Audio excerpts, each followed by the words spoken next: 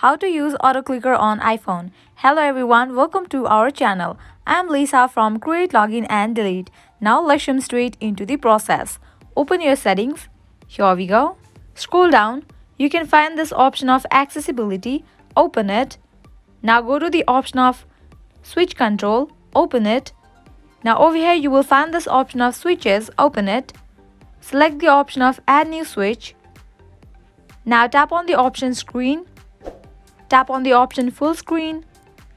Now tap on select item option. After you select it, now go back.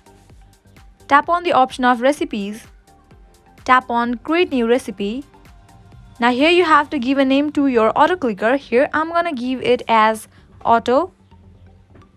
After you give a name, tap on assign a switch. Tap on full screen. Now here you have to select the option of custom gesture. Now here you have to tap or swipe to create a custom gesture. Just create your autoclick. And after you are done, tap on save given at the top right. Now go back.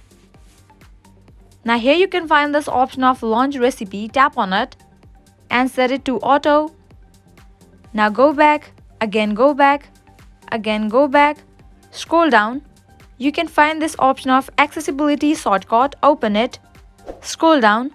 Make sure you have enabled switch control. And after you are done, go back. You can close this app and open any of the app in which you want to use the autoclick. Here I'm gonna open notes. Here I will show you guys. Now you have to triple click on your power button. And this options will pop up. You have to select the option of switch control. Now whenever you click on your screen, autoclick will start. You can see that. This is how you use autoclick on iPhone. I hope now you guys are clear about it. If you find this video helpful, make sure to like, share and subscribe. Thank you.